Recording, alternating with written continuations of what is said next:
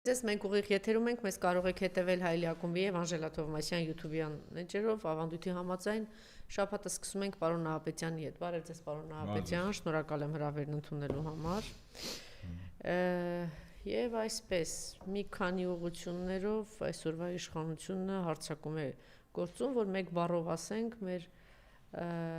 ազգային հիմքերի վրա թիրախում տևական ժամանակ է մայր տաճարն է, կաթողիկոսն է, հոգևորականներն են եւ դա գնալով ավելի սրվում եւ տեսնում ենք, որ խտանում է։ Այսպիսի կարծիք կա նաեւ, որ նախ ինչու չէր խանգարում 5-6 տարի կաթողիկոսը կամ սրբազանները, բարձ է դառնում, որ այստեղ կա նաեւ հրաման Թուրքիայի կողմից եւ Ադրբեջանի կողմից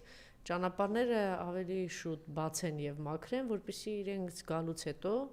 իսկ մեզ արդեն ընտելացնում են նրան, որ առաջիկայում սպասեք ադրբեջանցիները ավտոբուսներով լցվելու են Հայաստան։ Ես ասեմ, որ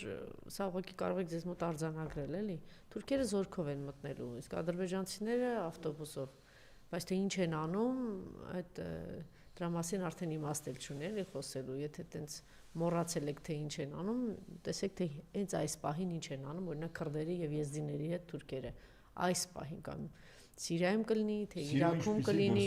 այո։ Եվ եթե ինչ-որ մեկին թվում է, որ հրաշք ճանապարհ է բացվում առևտրի համար Թուրքիայի հետ, ինչ ասեմ, ողբամ ձեզ, ուրիշ բան չկա ասելու։ Որտեվ պատմությունը մեզ միշտ այլ բան է հուշել։ Ոչ միայն պատմությունը, այլ անգամ 3 չի առաջի օրը։ Ինչու է նաև այսպիսի նախ այդ խոչընդոտները փորձում է Թուրքիան լուծել, որ հետո գա ինչ որ ավելորդ բաների չբախվի, էլի, որտեվ այսինքն ինքը անում է այս ազգակործանների ձեռքով է անում, ավիրել, կործանել հայ առաքելական եկեղեցին։ Ինչպես տեսնում եք, որոշակի դժվարություններով է իրեն տրվում, սկսեց ինչ որ հայտարարություններ տարածել, այլանդակություններ այս կամ այն սրբազանի հետ կապված, վեհափառ հոր հետ կապված, չաշխատեց։ Ավելին ժամանակը ցույց տվեց, որ այդ ամեն ինչի տակ կա այլանդակ մեծ սուտ։ Իմիջիալոց ես առաջինն էի, որ իմ մեջում գրեցի, անգամ նշել էի, թե արհեստական ինտելեկտի ինչ ճյուղով է հնարավոր սա ունենալ եւ ստեղծել։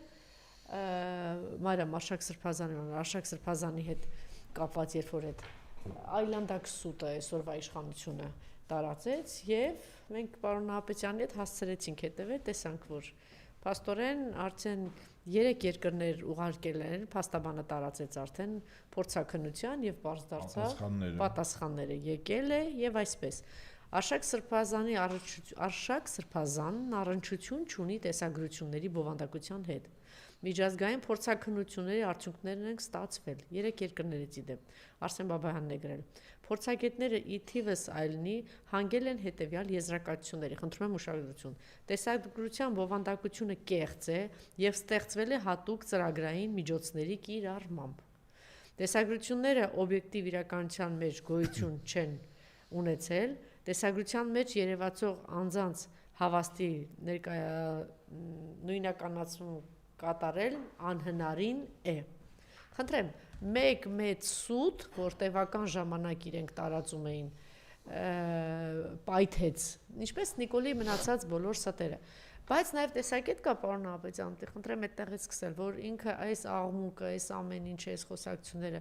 անում է նաև նրա համար, բացի այն, որ Թուրքիան եւ Ադրբեջանը պատվիրել են արագ իրենց համար խոչընդոտ ստեղծող վերջին կառույցն էլ հիմնարար քոքահանարա ավիրի կործանի,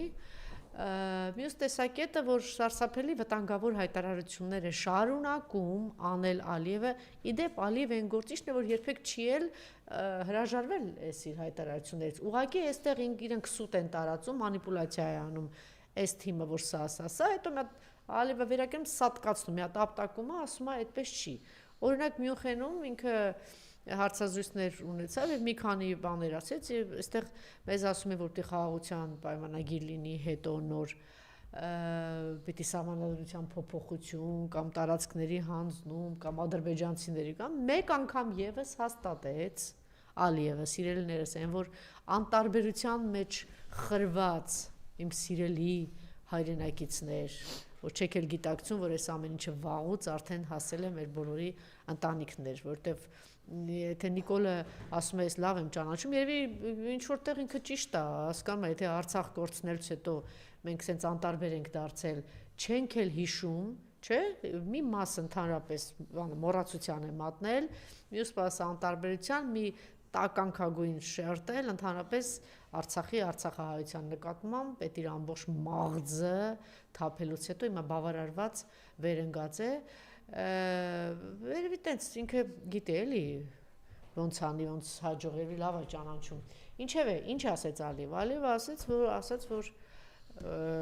ուրեմն ոչ խաղաղության պայմանագիր կլինի միայն այն բանից հետո որ սահմանադրությունը փոխեն հռչակագրի անկախության հռչակագրի հատվածը պիտի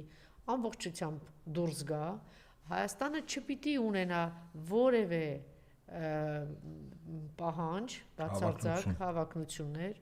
այսինքն ճանաչելու է որում ճանաչել Ադրբեջանի ամբողջականություն այսինքն մենք մոռանում ենք ընդհանրապես Արցախի մասին մոռանում ենք Հայաստանի Հանրապետության այն տարածքների մասին որ մխրճված են ավելի դիտանք նոր տարածքներ Ադրբեջանին առհասարակ հրաժարվում ենք ցեղասպանությունից մոռանում ենք Արևմտյան Հայաստանի հետ կապված մեր բոլոր հարցերից եւ դրան ավելացրեց որ կմոռանանք նաև գերիների մասին, որ ներում շնորհել, այսի բան չի լինի, բայց որպեսզի այս ամեն ինչը փակվի մեծ աղմուկ է բարձրանում, մեծ սուտ, ճիշտ էին ասում ժամանակին, եթե պետք լինի, ինքը իրանք իրանց հարազատներին էլ մեր կասեն պարեք, չգիտեմ, ինչով զբաղվեք, միայն թե հասարակությանը զբաղեցնել։ Այս հատվածով եւ նաեւ կանցնեմ իր տիկնոջ հայտարարությանը, չգիտեմ ձեզ մոտ նշեցիք թե չէ, որտեվ հարցեր զուգընկերուի ինչ է, զուգընկեր Անայի հայտարարությանը կամ կենակից կամ չգիտեմ ինչ է եւ ինչ է ասել ինքը առաջին լուսանկարում ուրեմն հոգեվորականը ճակերտների մեջ է դրել նկատի ունի վեհապարհորը նույնքան կապ ունի եկեղեցու հետ, որքան իմ տվյալ զգեստը։ Այսինքն կնայեք, պարոն Նահապետյան, այս ճեղքված ցանկություն չունեմ, թող Նիկոլը ճեղքվածները նայի։ Ինչ ես իսկապես ուզում եմ հասկանալ ինչ է ուզում ասել եւ ինչի համար է սա, հետո այս այն Արամի նկարն ա դրել, որ ուզում ասի անբարո, այսպես հագուստ եմ հագել գիշերային ժամանցային, իմ այդ վիճակը, իմ հագուստի վիճակը ցույց է տալիս, որ ես այդ հարթության մեջ եմ։ Եվ այդ հարթության մեջ է նաև այն մարդը, ով իմ կողքը նստած է։ Եկեղեցու հետ կապ չունի։ Հագուստս որպես այդպեսին նույնականացնում է վեհապար Հայրապետի հետ։ Բարձ եմ ասում վեհապար Հայրապետը կապ չունի հոգևորի հետ, եկեղեցու հետ։ Իմ զգեստը, ասենք, կամ մարմնավաճառի, կամ գիշերային հաճույքների, կամ ասենք փաբերում հագու կապի եւ այլն Զգեստը է տալիս։ Զգեստով գնացել ինքը։ Ես այդ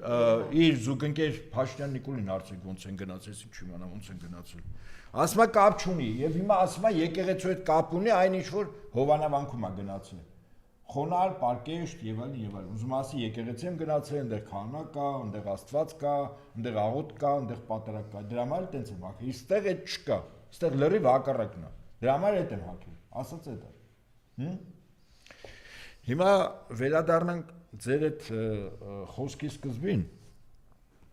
Իսկապես վտանգը առանց չափազանցնելու, առանց գույները խտացնելու, իրապես ինչ է պատրաստվում։ Եվ դրա դեմը, որպեսզի մեր ժողովուրդը չառնի, զբաղեցնում են ամեն ինչով